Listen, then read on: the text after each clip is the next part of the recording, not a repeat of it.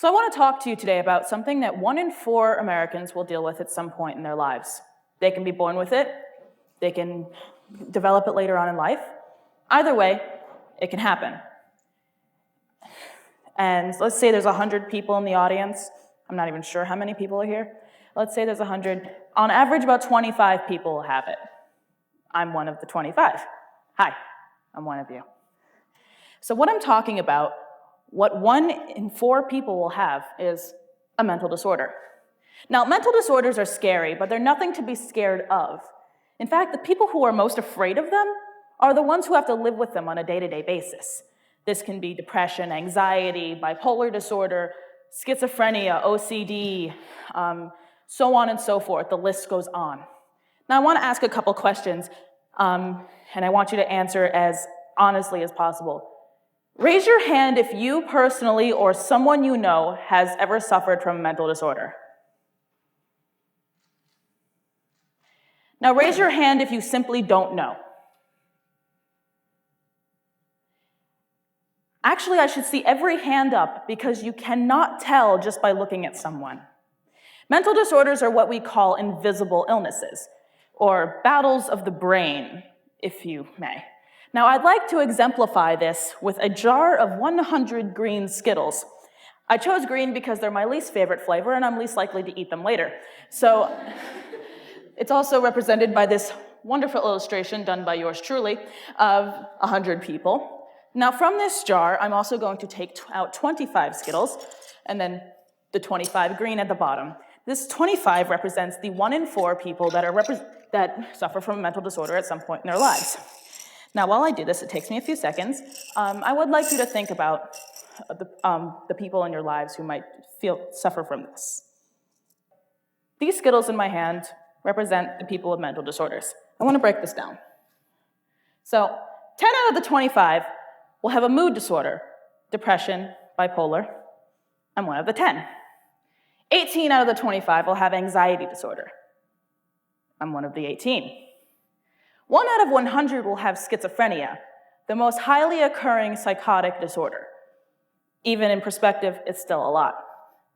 6 or more out of the 25 will have a developmental disorder such as autism. 7 out of 25 will have an eating disorder, bulimia, anorexia. This is, yes, considered a mental disorder. 7 out of 25 will have a substance abuse disorder, alcoholism, such as that, because actually, it's funny, it can also be a result of other disorders because these substances are used as coping mechanisms and thus results in addiction.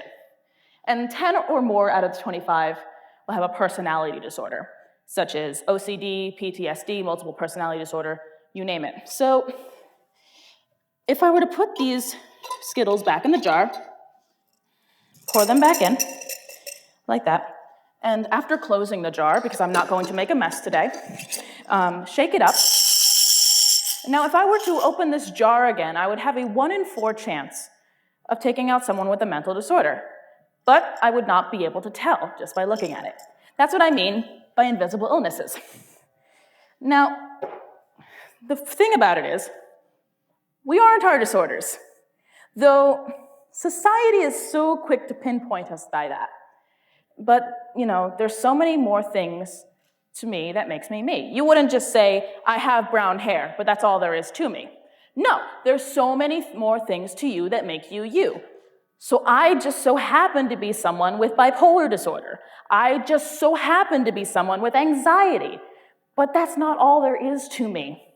Don't define me by that. I have so much more to me than just my mental disorders.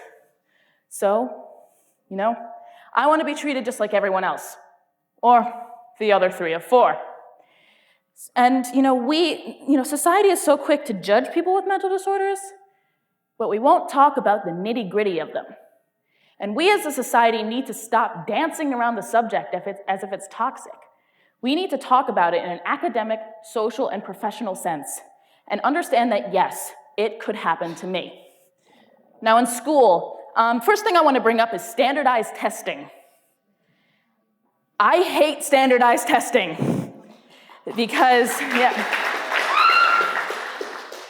it is not a reasonable measure of intelligence. because it views our students as a number.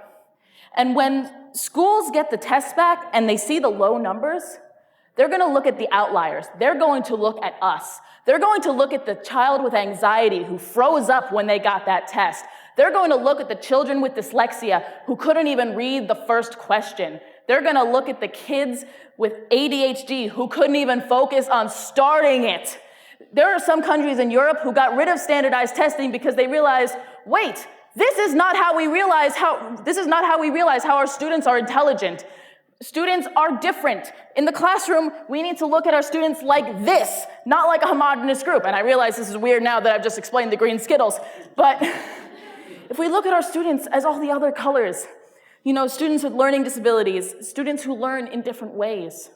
The red Skittles might have more trouble with math, the purple more with history. We have to be willing to compensate for these while still being all-inclusive. Now, I don't know about other schools, but at Clark, professors are required to put contact to disability services on their syllabi, which I love.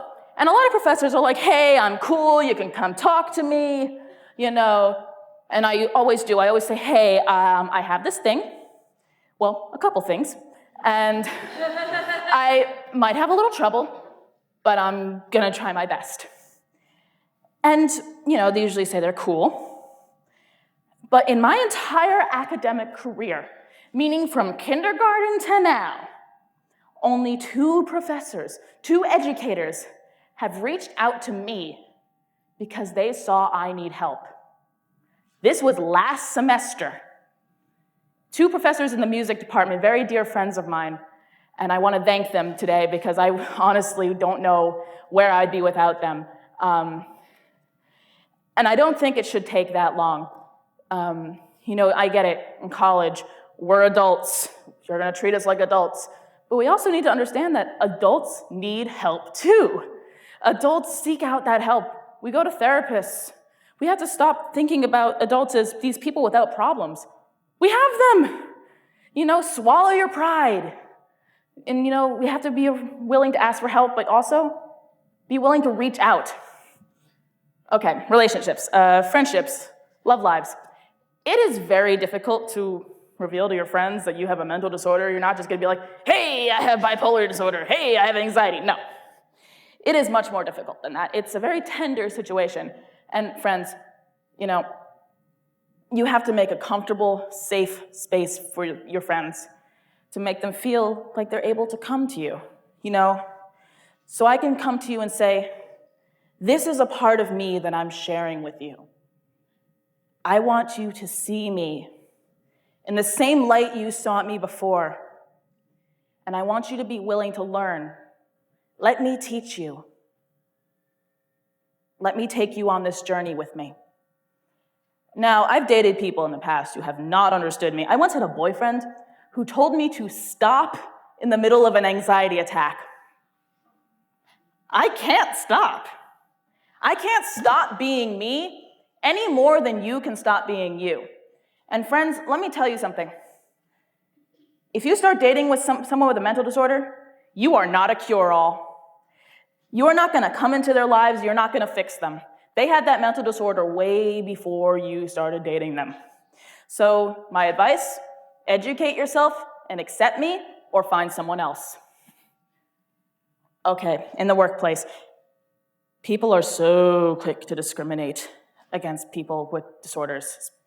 My father once told me, when I was applying for a job, don't tell them you have bipolar or anxiety or anything. And I was thinking to myself, why does it matter?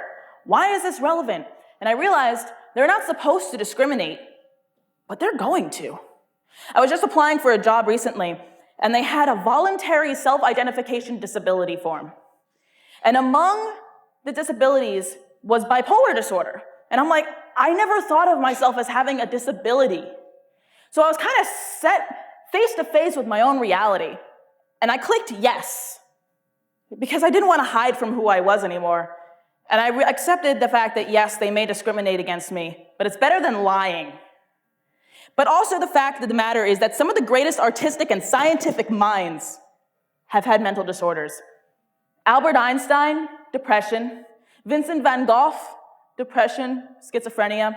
Claude Monet, depression, Virginia Woolf, bipolar disorder, possibly schizophrenia. The fact of the matter is we need to be willing to accept that out of our pain can come greatness. You know, this Skittle might go on to become president. This Skittle might go on to cure cancer. We have to give them that opportunity. You know, it's why we have counselors.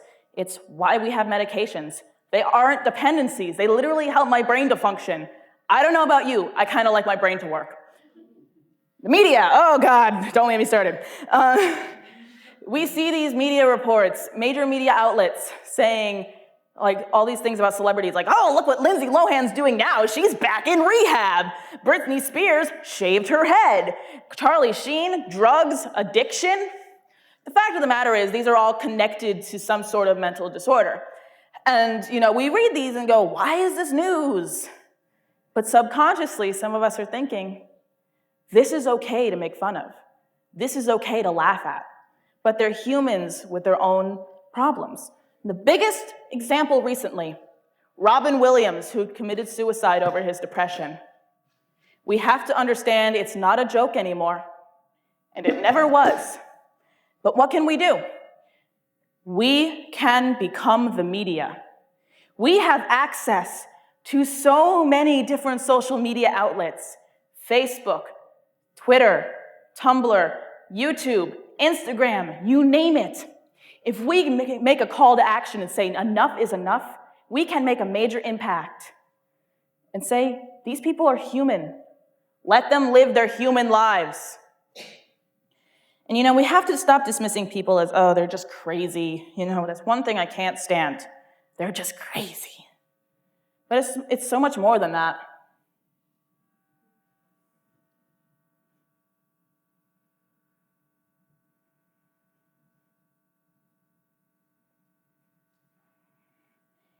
Individually, these things might not seem like a big deal, though that last one pained me to write. And a lot more people are seeing it as a big deal. But the fact of the matter is, these microaggressions, every single time I hear them, is like a smack in the face with a pane of glass.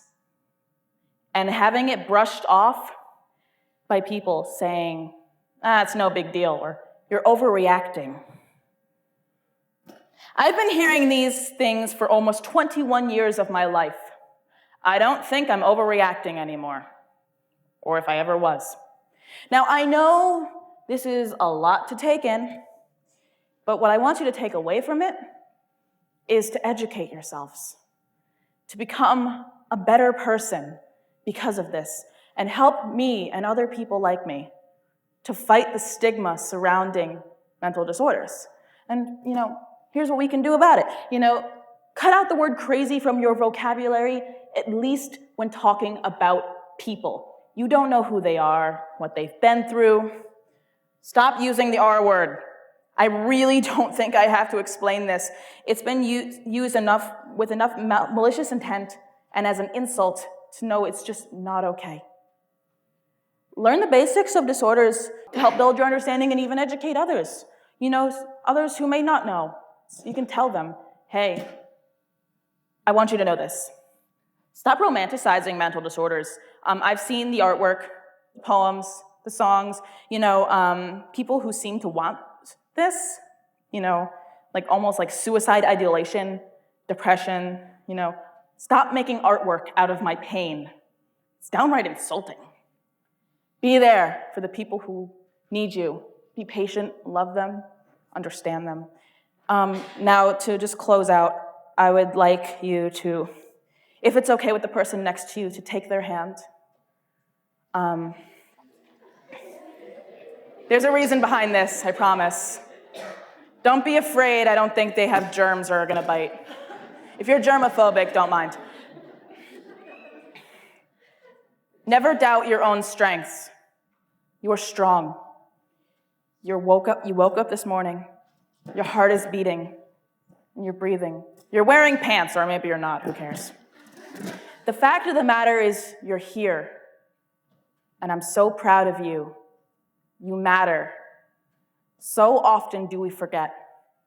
Because in the end, we're just Skittles. Thank you.